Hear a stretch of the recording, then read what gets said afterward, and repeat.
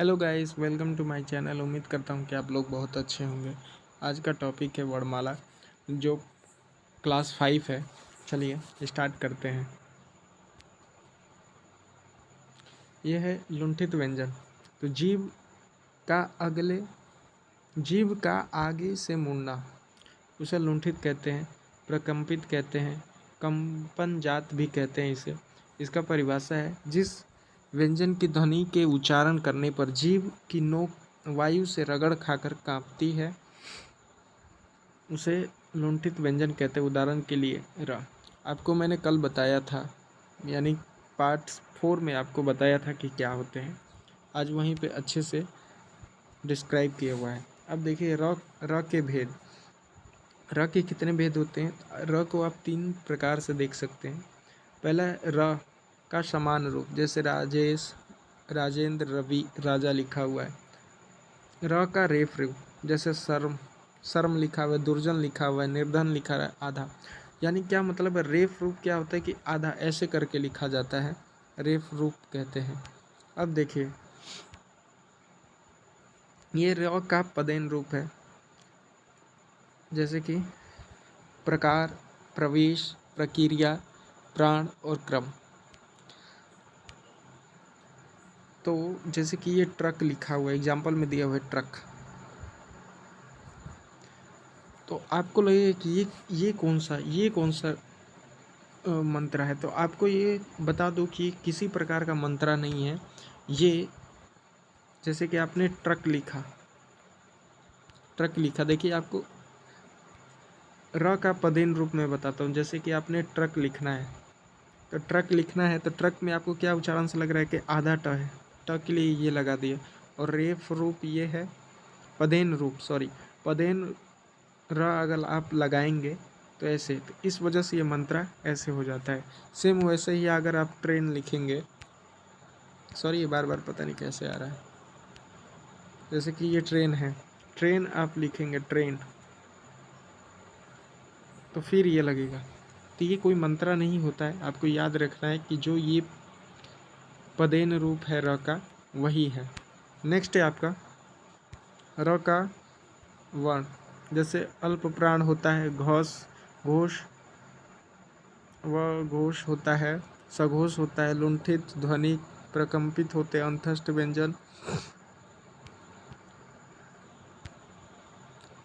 आपको सब कुछ बता दिया है पहले, इसमें फिगर के रूप में हमने लगा दिया है। नेक्स्ट है आपका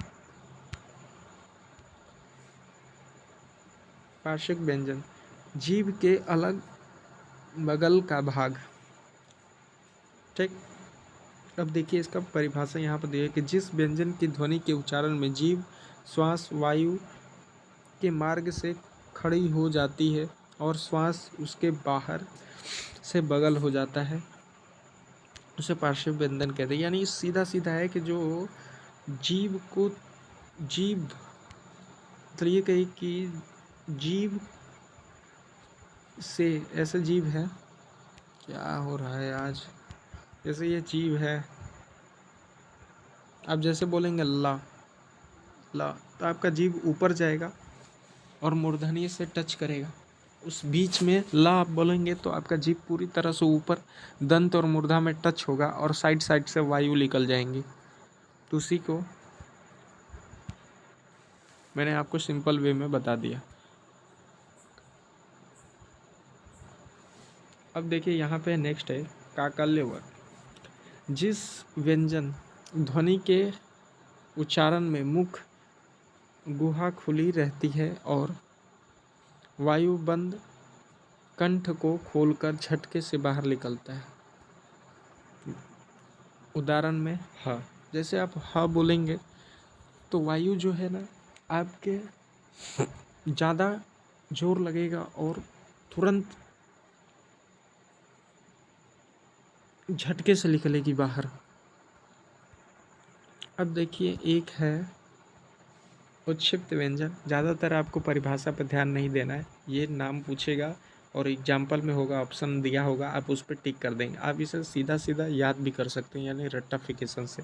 उत्क्षिप्त व्यंजन, जिसके उच्चारण में जीभ ऊपर उठकर तुरंत नीचे गिरता है इसे दोगुण, ताड़नजात, विकसित वर्ग, संकर वर्ण, फेंका हुआ व्यंजन भी कहते हैं।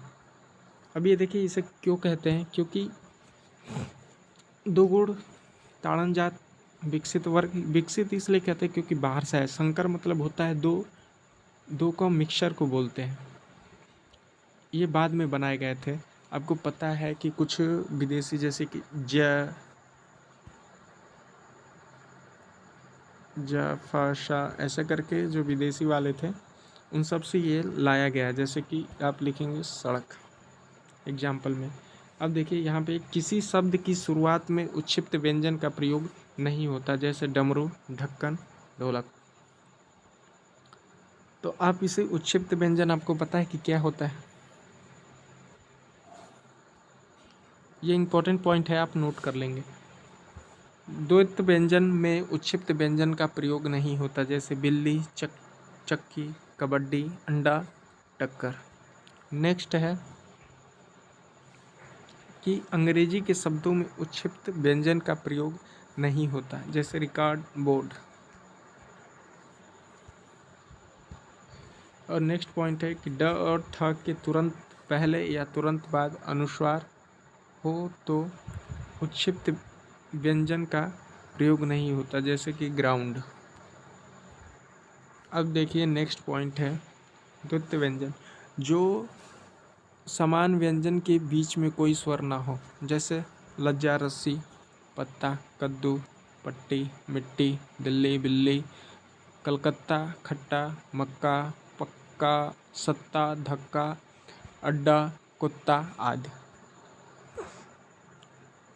नेक्स्ट है कि मांसपेशियों की दृढ़ता के आधार पर व्यंजन के 3 भेद हैं, जैसे दृढ़ व्यंजन, शिथिल व्यंजन, मध्य व्यंजन। दृढ़ व्यंजन में क्या उनसा आता है?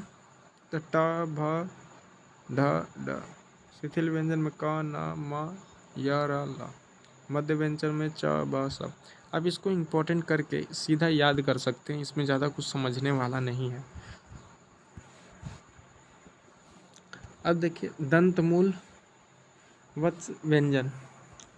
इन व्यंजनों का उच्चारण करते समय जिह्वा निकटवर्तश अर्थात ऊपरी मसूड़े का स्पर्श करता है या वत्स के समीप पहुंचकर एक झटके के साथ मुड़कर पीछे हट जाता है।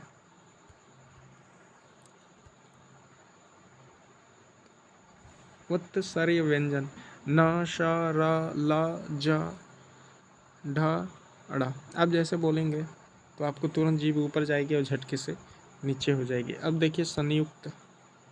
नेक्स्ट है आपका संयुक्त व्यंजन, जो वर्ण 2 विभिन्न वर्गों के योग से मिलकर बने होते हैं। इनकी संख्या 4 है। जैसे कश, तो कश इसे बोलते हैं कशा, हालांकि ये छतरी ऐसा करके पढ़े हुए हैं, लेकिन इसे बोलते हैं कशा। तो देखिए आधा का प्लस ये वाला स से मिलकर बना है कशा। तो आप देखिए ये स्वर रहित हो जाता है और ये स्वर सहित। ठीक, तो आप एक चीज़ नोट करेंगे कि जो ये कशा है और ये है ख, इम्पोर्टेंट है, यूपी में पूछा गया था। तो इस क के बाद ये जो है ना कशा, ये आता है क के बाद तुरंत बाद आता है और ख से पहले आता है। ये दोनों पॉइंट में पूछ सकता है ये, तो आप इम्पोर्टेंट कर लेंगे। वैसे ही त्र है, त धन र से मिलकर बना है, इसे बोलते हैं ज्यों ज्यों। और हम पढ़ते हैं पहले क्या, ज्ञानी तो इसे बोलते हैं ज्यों। ठीक, ज्यों। आपको जब आप उच्चारण करेंगे तो आपको पता चल जाएगा। जैसे बोलेंगे ज्यों, तो ज्यों धन य से बना हुआ है, फिर ये इसे बोलते हैं स्र। तो आप याद रखेंगे ये वाला स्र प्लस र से मिलकर बना है। अब इसका देखिए कि यदि स्वर रहित व्यंजन प्लस स्वर सहित व्यंजन को मिलाकर से मिलता है तो उसे संयुक्ताक्षर कहते हैं। ठीक। नेक्स्ट पॉइंट है कि हिंदी वर्णमाला में दो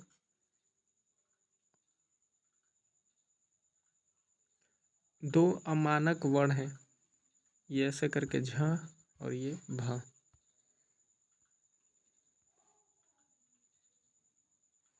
इसको इस रूप में लिख सकते हैं। नेक्स्ट है बालाघात या स्वराघात। शब्द बोलते समय शब्द बोलते समय अक्षर विशेष पर और वाक्य बोलते समय शब्द विशेष पर जो बल दिया जाता है, इसका प्रयोग कविता, भाषण और गीत में प्रभाव पैदा करने के लिए किया जाता है। तो इसका सीधा सा मतलब है कि जिस पे ज़्यादा जोर दे उसे बालाघात या स्वराघात कहते हैं। अब किसी गीत में आप लोग देखे होंगे या कविता में जिस भाषा पे ज़्यादा विशेष प्रभाव पड़ता हो। नेक्स्ट है आगत व्यंजन क, ख, ग, ज, फ। ये नुक्ता वाले होते हैं, अरबी फारसी के हैं। यही आपको ऊपर मैं बता रहा था ये क्या होते हैं। अब नुक्ता इसलिए कहते हैं कि क्योंकि ये जो क है, ये जो पॉइंट लगा है, ख है, ये जो पॉइंट लगा है, इसको नुक्ता कहते हैं। और ये अरबी फारसी से आया हुआ है, ये इंडियन का नहीं है, ये आया हुआ है, इसलिए इसे आगत व्यंजन भी कहते हैं। और इनकी संख्या कितनी है? 5 संख्या होती है इसकी, देख लीजिए। क, ज, ग, ज, फ, इसे बोलते हैं। ठीक, तो थैंक यू फॉर वॉचिंग। मिलते हैं नेक्स्ट सेशन में।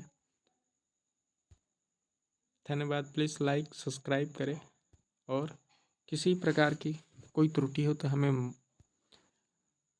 क्षमा करें। और आपको कैसा लगा सेशन आप ज़रूर बताएं और प्लीज़ इस वीडियो को पूरा देखें, फिर लाइक करें और सब्सक्राइब करें। Thank you.